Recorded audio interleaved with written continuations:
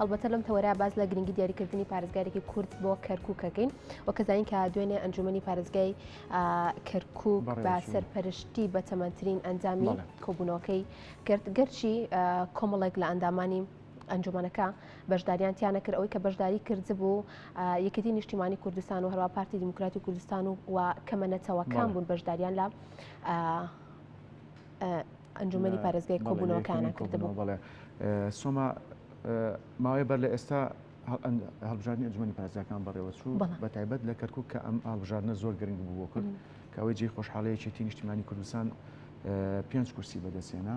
هەر لەو سۆنگێشەوە کورد داوا ئەکات کە مافی خۆشەتی پۆستی پارێزگاری کەرکووک بەدەستبێنێت کە ئەمە ڕۆڵ و سنجی خۆیە بێ بۆ کورد و بە تایبەتی بۆ کەرکووک و ناوچە دابڕۆداوەکان. بەڵێ بێگومان گفتوگوی ئەم بابەتاکەین بە میوانداری زۆر بەڕێز جوتیار مححمود کە بەڕێزیان چاودێری سیاسی و ڕاستەخۆلا ستۆری بانی کوردستانیسەوە لەگەڵماندان کاک جوتیار سڵاوە لە بەدبانی باش سپاس بۆم دەفەتە زۆر سپاس زۆر سپاس کاک جوتیار ئەگەر سەرتا لەوە دەست پێ بکەین هەڵبەتەوە کە میشتە باس لەوە کراکە هەڵبژاردننی پارێزگارێک بابەتێکی قورسە یاخۆت ئەستەما ئەتوانین بڵێن کە پێویستە کورد چی بکات بۆ ئەوی کە بە زووترین کات بگەنە ڕێکەوتنێک و ڕێکەوتنێکی گشتگیر بۆ ئەوەی کە پارێزگارێکی کورد هەڵبژێردرێت. بەڵە خۆی لە ڕاستیە دۆخی کەرکووک کار لە دوای پرۆسی ئازادی عێراقەوە تایبەتمەندیش خۆی وەرگرتووە. بە نمونە ئێمە پێشتری مادەی 140 مانە بۆ ئەوەی کە دۆخی کەرکووک ئاسایی بکرێتەوەوانێ و ئەو تاریب بوو بڵێن تەرحیلوشتی کە لە کەرکووکە بۆ هەموو ئەمانە کۆتایی پێبێنرێت بۆ مادەیە کە لە مادەی 58 یاسای بەڕێوەبردننی دەوڵەتی عێراق لە ساڵی 2004 کە دەرچووە بۆ حکوومەتیش ڕاگوزەر لەو مادەیەوە سەرچاوی گرتووە کە بازەوە کات سەرەتا ئاساییکردنەوەی دۆخی کەرکووک و هەروە دواتر سەرژمێریکردنی هاوڵاتیانی کەرکووک و دوایەوە ڕاپرسیکردنی هاوڵاتیان کە ئایانەوێ بارودۆخیان لە ڕووی ئیدارەدانەوە چۆن بێت و چۆن ئەو شارە بەڕاستی بەڕێوە ببریا لەلایەن حکوومەتی مەرکەزی و بە یاخود بخرێتەوە سەر حکوومەتی هەرێمی کوردستان یان هەر میکانیزمێکی تر کە هەیە. بۆیە بارودۆخی کەرکووک بە بەراورد بە هەموو پارێزگاکانی عێراق بارودۆخێکی تایبەت بووە و بەنسبەت کوردیشەوە پارێزگای کەرکووک وڵایەکی استراتیژی هەیە زۆر جارە بووە کورد باجی گەورەی لەسەر کورداوە و کۆمەڵێک شتەیە لە پێشترا مەسەلەن تەقدیمی کراوە بەبێ کەرکووک کورد قوبوڵی نەکردووە. هەر بۆیە لەو سۆنگەیەوە بەنسبەت یەکێتی نیشتیمانی کوردستانەوە و بەنسبەت کۆمەڵی لایانی سیاسی تریشەوە کەرکووک خاڵێکی گرنگە لە پرۆسی سیاسی لە عێراقدا و بە تایبەتی بە نسبەت هەرێمی کوردستانەوە بۆی ئەو تایبەتمەندێتی کەرکووکەوە کە هەیەی بەهۆی ئەو فرێنەتەوایەتی و بەهۆی ئەو گۆڕانی دیموگرافیکە لە شاری کەرکووک ڕوویداوە ئەوە بووە هۆی ئەوەی کە بۆ ماوەی 18 ساڵ ئەنجومەنی پارێزگا لەو شارەیە هەڵنەبژێردرێ بە چەندین قۆناغێک کەرکووک بەڕاستی تێپەڕی کە بەداخەوە لە یعنی ناخۆشنی قۆناغ بۆ کەرکووک ساڵی لە دوای شەڕی داعشەوە قۆناغی ڕفراندۆم بوو کە بە دەرەجەیەک ئەوە هیچ هەرێمی کوردستان بەگشتی باجێکی گەورەیدا لەسەر و بابەتە بەڵام هاوڵاتیانی کەرکووک زۆر زیاتر لە هەر شارێکی ترۆمانە ئەوە بوو کە دوجار بە هەر جۆرێک بێ لە یعنی فشاری زۆر گەورە کرا کە بەڕاستی جارێکی تر انتخابات لەو شارە پەکی بخرێ بەڵام هەرچۆنێک بێ بە هەر شێوازێک بێ ئەوە بوو دادگای فدراڵی ئەو تانانەی کە دران لەوەی کە انتخابات بەڕێوە نەچێ ڕەتی کردوانێ و انتخابات لەو شارەیە دوجار ئەنجامدرا. ئەوەی مای خۆشحاڵی بوو لەو پارێزگایە کورجارێکی تر وەکو ژمارە زۆرینەی نەتەوەی کوردی لەو شارە سەلمان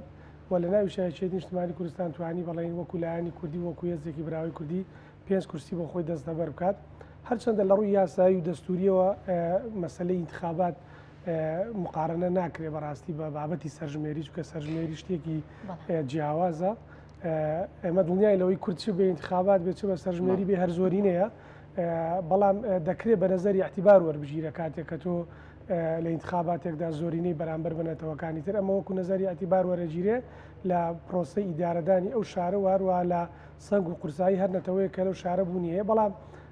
ئەمە جێگای سەرژمێری ناگرێتەوە بەڕاستی کە بەداخەوە هەر زۆر دەمێکە ئەو مادەی 140 کە ئەبووە لە سیوێکی 12 2007 ئەو مادەیە بەڕاستی جێبەجێ بکرا بە ئەو کۆتایی بەکارەکان یاتپا بەڵام بەداخەوە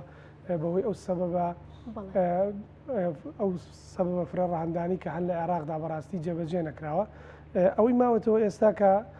بۆ ئەم قۆناغە کورد چی بکە بەڕاستی یعنی ئێمە ڕاستە لەوانەیە لە ڕابردووە هەڵا هەبوو بێ کەم و کورتی هەبوو بێ هەر شتێکە بوو بێ ئایا یەکدەنگ نەبوونی خۆمانە مەسەلەن شاری دەوڵەتە ئیقلیمیەکانە مەسەلەن کەم تەرخەمی حکوومەتی مرکزیە بەڵام ئەمڕۆ ئەبێ بەڕاستی کورد بیرێکی تر بکاتەوە کە بۆ قۆناغی دوای ئەمە بەڕاستی چۆن ئامادەکاریەکە بۆ ئەوەی پارێزگارێکی کورد بۆ ئەو شارەدا بنێ بۆ ئەوەی کە ڕێگری بکە لە گۆڕینی زیاتری دیموگرافیای ئەو شارە چونکە ئەبینیمان لە دوای ڕووداوەکانی 16 ئۆکتۆبەر و ڕیفراندۆمەوە هەر ڕۆژە و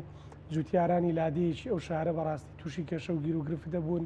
بەڕاستی وان لێ هات لەسەر زێدی با و باپیرانی خۆیان هەراسانیانەکردن ئەو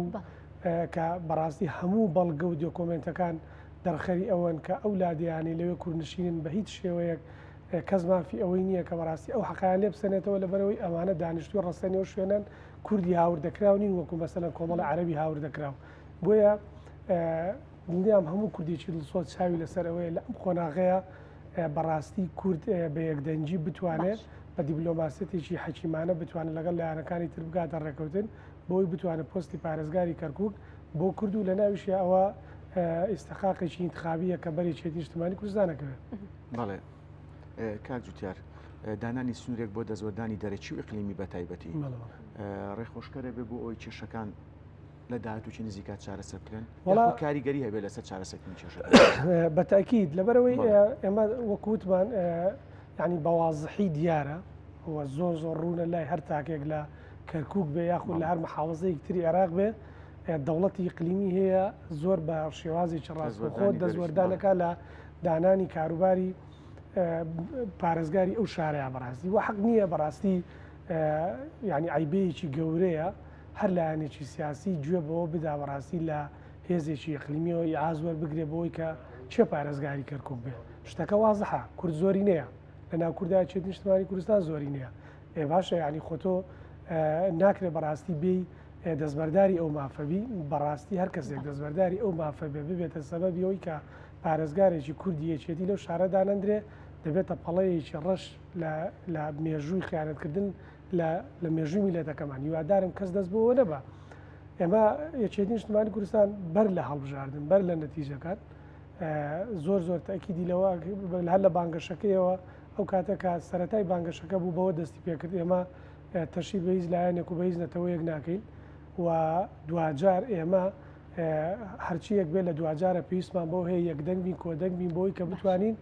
ئەو مافانەی کە کورتەتی لەو شارەیە بتوانین بە یەکدەنجی بە کۆدەنجی بەدەستی بێنین و نەبینە هۆی ئەوەی کە بەڕاستی جارێکی تر دانیشتوانی ئەو ناوچەیە تووشی کێشە و گیرگرفت بنەوە. باشە کاک جوتیار وەکە زانین کە لە ئێستادا یەکێتی نیشتیمانی کوردستان و هەروە پارتی دیموکراتی کوردستان 7 کورسیان هەیە بەڵام ئەمە بەس نیە و ئەوە 50 زاید یەک بێت و سەر و هەش کورسی بێت ئەتوانین بڵین لەگەڵ چ پێکاتەیەکی دیکە کورد یاخود یەکێتی و پارتیە توانن ڕێبکەون بۆ ئەوەی کە پۆستی پارێزگاری کەرکووک بەدەست بێنن. بەڵێ خۆی یەک دوو کۆبوونەوە کراوە بەڕاستی لەسەر ئاستی مەسەلەن مەڵبەند و لێق لەسەر ئاستی مەکتەبی سیاسی هەردوو حزب کە بەڕاستی ئەو پرسەیەک لای بکرێتوانە بتوانن بە دانوستان لەگەڵ پێکاتەکانی تری کەرکووکە حکوومەتی خۆجێی ئەو شارە پێک بێنن طبعاً هەر لە یاسای دانانی پارێزگار و سەرۆکی ئەنجومەنی شاری کەرکووک ئاماژە بەوە دراوە کە نابێ هیچ پێکاتەیەک بەڕاستی پەراوێز بخورێ عەرەبە ڕەسەنەکان مەسەلەن تورکمانەکان و هەروە کورد یان کەمەنەتەواتیەکانی کە لەوێ بەڕاستیەوەن گفتوگۆ کراوە گفتوگۆی لەسەر ئاستی باڵا بەڵام بەڕاستی من خۆم لە دوێنەوە ینی جۆرێ لە ناومێدیم بۆ دروست بووە کە کاتێکە بینی مەسەلەن کۆمیتەی ناوەندی پارتی دیموکراتی کوردستان کۆبوونەوەیەکە کا لە دوای کۆبوونەوەکەی لەگەڵ یەکێتی نیشتیمانی کوردستان لە خاڵێکا باسیەوە کە کۆمیتەی سەرکردایەتی پارتی ڕەتی ئەکاتەوە کە پارێزگارێکی حزبی بۆ کەرکووک دابدرێ یعنی بەڕاستی ئەوە جۆرێک لە بیانوو مەسەلەن ینی جۆرێک لە بیانوە بۆی کۆسپ و تەگەرە بۆ ئەو پارێزگاری داهاتوو دابدرێ ینی نازام ئەو قسەیە لەوانەیە لە هیچ شوێنێکی دنیا بەڕاستی باوی ئەو قسەیە نەمابێ یعنی چی تۆ مەسەلەن لە شارێکی وەکو کەرکووک کە بەڕاستی وەکووتمان دۆخێکی تایبەتی هەیە داوەکی پارێزگارێکی بێلایەن دابدرێ ئەخی ینی من تێناگەم بێلایەن ینی پێناسەکەی چییە و دوای ئەوە تۆ لەو سنووری قەڵەمڕەوەی خۆتە ئایا مەسەلەن بەڕێوەبەری ناحەیەکت هەیە مەسەلەن بێلایەن بێ ئایا مەسەلەن موختارێکت هەیە بێلایەن بێ نازانم یعنی ئەگەر شۆڕیکەینەوە خاوەن مۆلیدەیەکی ئەلیت هەیە مەسەلەن بێلایەن بێ تابی داوە لە لایەنێکی تر بکەی پۆستێکی گرنگی وەکو پارێزگاری کەرکووک مەسەلەن یعنی شتێک بخیتە بارودۆخەکەەوە بڵێ وڵا دەبێ پارێزگارەکە حەزبی نەبێ و هەروە پارێزگارێکی بێلایەن بێ ئەو بەڕاستی من هیوادارم ئەو نیەتە دوجار ینی کاریگەریەکەی بۆ شێوازە نەبێت کە پارێزگاری داهاتووی کەرکووک کورد نەبێت چکە بەڕاستی ئەوە ئەبێتە خیانەتێکی گەورە لە نەتەوەکەمان دەبێتە خیانەتێکی گەورە لە خەڵکی کەرکووکە ڕۆژانە بە بەرچاوی هەمومانەوە ئەبینین لە چی کێشە و گیر و گرفتێکدان بۆ هیوام ئەوە نەبینین بۆ هیوام چکە ئێستا چۆن مەسەلەن یەکێتی دوێنە من لە دوانی ئەنجومەنی ئەندامێکی ئەنجومەنی پارێزگای نینەوە یەکێتی بینی وتی پۆستی جێگیری پارێزگاری نینەوە بە ئێستەخاقی پارتی ئەزانین کە ڕێککەوتم کەینەوە هەر کاندیدێک دیاری بکەن ئێمە دەنگەدەی بۆ کاندیدا ینی لە پرۆسی حکومڕانی و حزباتیە ئەو مۆدلە نییە یعنی تۆ من وەکو حزبێکی حکومڕان حزبێکی تر مەسەلەن ئۆکەی لەسەر کاندیدەکەمدا و بۆم تهدید کات چێ کاندیدی منە لە دنیا نازان پشتیوە نمونەی وانە ئەگەر بۆ بیان و گرتن نەبێ و ئەگەر مەسەلەن بەڕاستی ئەم پلانە دەوڵەتیشی ئیقلیمی داینە ناوێت کە بەڕاستیەوە زۆر مەترسیدارترە من ئومێد دەکەم ئەوەی کە من مەسەلەن ئێستا باسم کرد و لەوانەیە کەبیری لێ بکەمەوە ئومێد دەکەم وانە بێ و پێچەوانەکەی بێ باشەکەواتە کاک جوتیان لەکۆی هەموو ئەوانەی کە باست کرد ئەتوانین بڵین کە مافی کورددا کە ئەو پۆستە وەربگرێت چونکە ئێمە وەک باسمان کرد کە کورد 7 کورسی هەیە پێکاتەکانی تر کەمیان هەیە عەرەب بەتەنیا 6 کورسی هەیە ئەتوانین بڵین کە مافی کوردەکە ئەو پۆستە وەربگرێت یاخود هیچ ئەگەرێک هەیە کە پۆستەکە وەرنەگرێت خۆی بەدڵنیاییەوە مافی کووردە بەڵام ئەگەر یەکدەنگ نەبی لە ناوخۆمانە هەموو ئەگەرێک بەڕاستی بۆ ئێمە دێتە ئاراوە یعنی تو ئێستا بۆ نمونە یەکێتی نیشتمانی کوردستان پاڵ بداتە هەر بەمەسەلەنەتەوەی تورکمانەیە عەرەبە ئەتوانێت تەشکیلی حکوومەتەکە بکە بەبێ پارتی دیموکراتی کوردستان پارتی دیموکراتیش بە هەمان شێوە ئەگەر پاڵ بداتە عەرەب و تورکمانەکان ئەتوانێت 50 زایدێک پێک بێنێ و تەشکیلی ئەوی نەبکە بەڵام ئایا چۆن یعنی تەشکیلی ئەو حکوومەتە خۆجێیەکەی چۆن جوابی دەنگدەرانی کورد دەدەیتەوە لەوێ لەبەرەوە بەڕاستی عیبەیەکی گەورەیە کورد بە دوو پاکێجەوە بچێتە بەردەم پێکێنانی حکوومەتی خۆجێی ئەم شارە چونکە بەڕاستی تۆ هاتی بەبێ هیچ دیراسەکردنێک ریفراندۆمت کرد خەڵکی ئەم منتخانە تووشی سەرێشە و بەڕاستی تووشی کێشەیەکی زۆر گەورە کرد باشە تحملیان کرد باجەکەیاندا کەوتنە بارودۆخێکی ناخۆشەوە ئێستا دەرفەتێک هاتۆتە پێشەوە کورد زۆری نەیە بەبێ کورتیز کەسێک ناتوانێت حکوومەت تەشکیل بکە ئێدا و دەرفەتە بقۆزەرەوە بۆ ئیلانی کەم ئەو هەڵانی کە لە ڕابردووا کراوە ڕاست بکرێتەوە بۆ ئیلانی کەم بەر بە و تعریبکردن و گۆڕینی دیموگرافی کەرکووک بگری بەڕاستی دەبا خاڵێکی پۆزتیو بخیتە ناو مێژۆکەتەوە لە مێژووی کوردایەتی وە لە بۆ خەڵکی کەرکووک بەڕاستی بۆ هیوام وەکوتم من تەمەنە ئەکەم ئەو خوێندنەوەی کە ئێمە کۆمەڵە خەڵکێکە وانە بێ و پێچەوانەکەی بێ و کورد بەیەک پاکێجەوە بچێتە بەردەم پێکێنانی حکوومەتی خۆجەیی کەرکووک و بەدڵی هاوڵاتیانی کەرکووک بێ بەسەر جەم پێکاتەکان و بەڕاستی بەڵێ کاک جوتیار من دوا پرسیارەکەم ئەگەر سۆما پرسیاری نەبێت بە کوتێڵان بیتەوە لە ئێستاە پێویستمان سەلەنێ بە تەوافقی سیاسیە بۆ چارەسەرکردنی کێشەکان و دانانی پارێزگارێک لە کەرکووک یاخود پێویستمان بە مۆدلێکی نوێی سیاسیە خۆی یعنی سیستەمی سیاسی لە عێراقدا یعنی تۆ بە تەوافق نەبێ ناتوانانی بەڕەوەی بەری بەڕاستی جارێکی تر بۆ حکوومەتە خۆجیەکانیش پێویستمان بەوەیە بۆی کە کورد وەکو خۆی و بە تایبەتی یەکێتی و یعنی هەموو زۆر هێزی ویلایانی سیاسی تریش یعنی باوەڕیان بەوە هەیە کە بەڕاستی سیاسەتی پەراوەستخستنی یەکتری هیچ ئیزافەیەک بۆ بەڕاستی کارە باشەکانی حکومڕانی ناکە بەڵکو کێشە و گیرروگرفتی زیاتر دروستەکە یعنی دڵنیاتەکەمەوە باشترین حەلەوەیە کە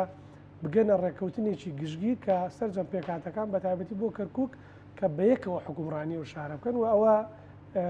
لە منهەجێکیشەوە بۆ یەکێتی سەرچاوی گرتووە کە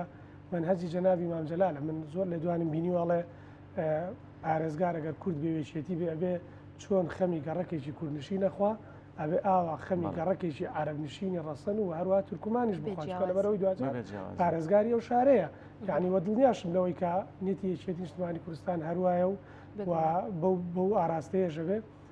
بەو هیوایی کە ببینین کە لە چەند ڕۆژی داهاتوە ڕێککەوتن بکرێت لەیان سەرجەم لایەن و پێکاتەکانەوە کە